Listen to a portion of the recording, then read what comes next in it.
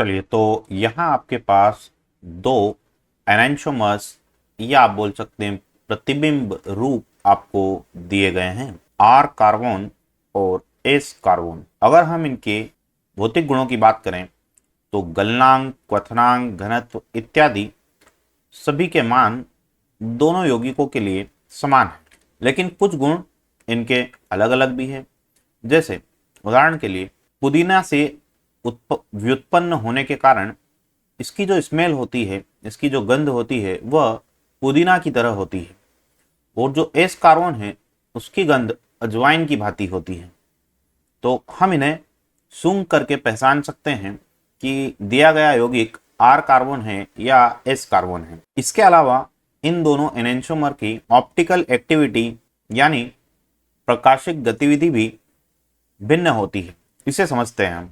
तो आपके पास एक साधारण प्रकाश है जो कि मान लेते हैं कि यह सोडियम लैंप से आने वाला प्रकाश है, जिसकी तरंग दैर्घ्य 590 नैनोमीटर है।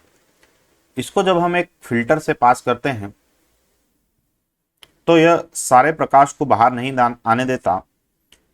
जिस प्रकाश की वाइब्रेशंस आपको ऐसे सीधे दिखाई दे रहे हैं, बस वही प्रकाश यहाँ से बाहर निकल पाएगा। कहने का अर्थ है यहाँ से इस फिल्टर से इस प्रकार का प्रकाश बाहर निकलेगा, जिसे हम प्लेन पोलराइज्ड लाइट या समतल ध्रुवित प्रकाश बोलेंगे। इस प्रकाश को एक नलिका से गुजारा जाता है, जिस नलिका में यौगिक का विलयन रखा जाता है। हम एस कार्बन या आर कार्बन का विलयन बना करके इस नलिका में रखेंगे, और यह यौगिक प्रकाशिक रूप से सक्रिय होने के कारण इस समतल ध्रुवित प्रकाश को रोटेट कर देगा, इस प्रकाश का घूर्णन कर देगा, जिसे हम पहचानेंगे इस विश्लेषक या एनालाइजर की मदद से। तो यह भी इस फिल्टर की भांति इस तरह से इसमें भी कुछ स्लिट्स लगे हुए होते हैं। तो यहाँ से आने वाले प्रकाश को गुजारने के लिए हमें इस एनालाइजर को कुछ इस तरह से घुमाना पड़ेगा, रोटेट करना पड़ेगा, क्योंकि यहाँ से आने वाली यौगिक के विलयन से निकलने वाले जो समतल ध्रुवित प्रकाश है वह इस तरह का ना होकर के अब किसी दूसरी दिशा में रोटेट हो चुका है। तो हम यहाँ पर मान लेते हैं कि यह जो प्रकाश है जो आपको इस तरह से दिखाई दे रहा है, यौगिक के विलयन से गुजारने के बाद में यह कुछ इस तरह से हो गया है, रोटेट हो गया है। और इसको एनालाइज करने के लिए आपको इस एनालाइजर को इसी की दिशा में कुछ इस तरह से रोटेट करना पड़ेगा, तब जाकर के यह इससे बाहर निकल पाएगा और हम इसे यहाँ से देख पाएंगे। ये हमारी आंखें, हम यहाँ से इसे देख रहे हैं। तो आपने यहाँ पर देखा कि हमने एनालाइजर को एक निश्चित दिशा में रोटेट किया है ताकि हम इस निकलने वाले प्रकाश को देख पाएं, ऑब्जर्व कर पाएं। तो जो समतल ध्रुवित प्रकाश आपने प्रवेश करवाया था इस नलिका में, उसकी जो दिशा थी वो कुछ इस तरह से था, और हमने एनालाइजर को इस दिशा में घुमाया ताकि हम उसे यहाँ से देख पाएं। तो जिस एंगल पर, जिस कोण पर हमने इसे घुमाया है, यह जो कोण बन रहा है अल्फा, इस कोण को हम बोलते हैं या इस रोटेशन को हम बोलते हैं ऑब्जर्व्ड रोटेशन, क्योंकि हमने इसको क्लॉकवाइज घुमाया है। ठीक है, इसलिए जो अल्फा का मान रहेगा उसे हम पॉजिटिव में या धनात्मक रूप से प्रदर्शित करेंगे।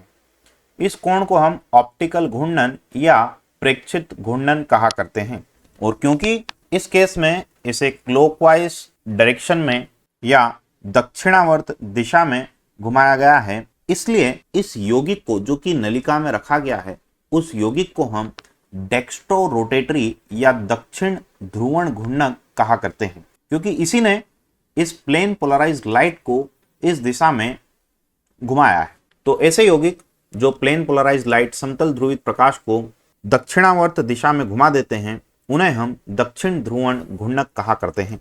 और जितने कोण से घुमाएंगे उस कोण को हम ऑब्जर्व्ड रोटेशन, ऑप्टिकल घूर्णन या प्रेक्षित घूर्णन कहा करते हैं, जिसे हम धनात्मक चिन्ह के साथ प्रदर्शित करेंगे। इसी तरह से अगर यौगिक इस समतल ध्रुवित प्रकाश को एंटी क्लॉकवाइज डायरेक्शन या वामावर्त दिशा में घुमा देता है, तो हम उस यौगिक को लियो रोटेटरी या वाम ध्रुवण घूर्णक कहते हैं। और वहां पर यह जो कोण रहेगा, जिस कोण पर समतल ध्रुवित प्रकाश रोटेट होगा, उस कोण को हम ऋणात्मक चिन्ह के साथ में प्रदर्शित करेंगे।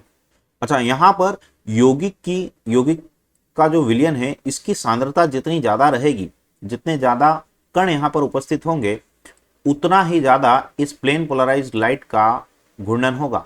तो हम ये बोल सकते हैं कि अगर विलयन की सांद्रता ज़्यादा है तो अल्फा का मान भी ज़्यादा होगा।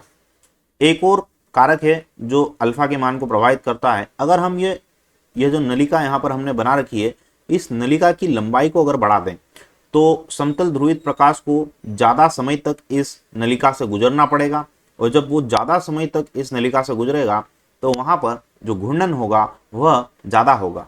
तो मैं बोल सकता हूँ कि पथ की लंबाई अगर ज़्यादा है, नलिका की लंबाई अगर ज़्यादा है, तो अल्फा का मान भी ज़्यादा होगा। एक और पथ को हम यहाँ पर परिभाषित करते हैं, जिसका नाम है विशिष्ट घूर्णन, स्पेसिफिक रोटेशन। इसे हम अल्फा और कोष्टक में अल्फा लिख करके प्रदर्शित करते हैं। यह प्रेक्षित घूर्णन बटे सांद्रता गुणित नलिका की लंबाई के बराबर हुआ करता है। और विशिष्ट घूर्णन जो है, यह किसी यौगिक के लिए स्थिर होता है, कांस्टेंट होता है। तो एक निश्चित ताप और एक निश्चित तरंगदैर्घ्य के लिए अल्फा का मान किसी यौगिक के लिए फिक्स रहेगा।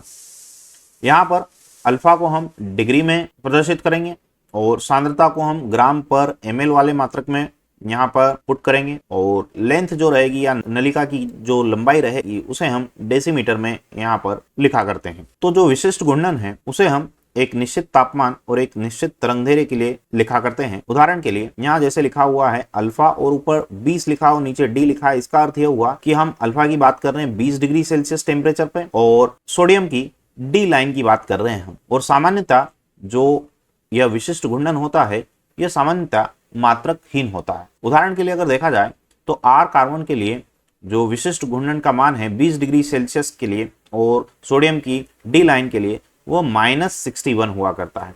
क्योंकि यह माइनस में है, इसलिए हम इसको ल्यूअर रोटेटरी बोलेंगे, वाम ध्रुवण घूर्णक बोलेंगे। और एस कार्बन की अगर बात करें तो उसी स्थिति पर 20 डिग्री सेल्सियस और सोडियम की डी लाइन के लिए इसका मान +61 हुआ करता है, क्योंकि यह धनात्मक चिन्ह के साथ दर्शाया गया है। इसका मतलब है कि यह डेक्स्ट्रो रोटेटरी है, दक्षिण ध्रुवण घूर्णक है। एक चीज का ध्यान रखिएगा, आर और एस का इस पॉजिटिव और नेगेटिव साइन के साथ कोई लेना देना नहीं है। आर और एस जो है वह कायरल कार्बन के अभिविन्यास को प्रदर्शित करते हैं। जो यहाँ पर प्लस और माइनस का साइन है, यह सिर्फ और सिर्फ प्रयोग द्वारा ही पता किया जाता है। तो हमने देखा कि जो एनेंशियोमर्स है, ये दोनों एनेंशियोमर्स थे, इन दोनों का जो विशिष्ट घूर्णन आ रहा है उसका परिमाण जो है, मैग्नीट्यूड जो है वह 61 दोनों में सेम है। बस यहाँ पर चिन्ह का अंतर है, एक के लिए पॉजिटिव है और एक के लिए नेगेटिव है। तो आप बोल सकते हैं कि जो एनेंशियोमर होते हैं वह प्रकाशिक रूप से सक्रिय होते हैं और समतल ध्रुवित प्रकाश को घुमा देते हैं। अगर वह दक्षिणावर्त दिशा में घुमा रहे हैं तो हम उन्हें डेक्स्ट्रो रोटेटरी कहा करते हैं, और वामावर्त दिशा में घुमाते हैं तो हम उन्हें वाम ध्रुवण घूर्णक यानी ल्यूअर रोटेटरी कहा करते हैं।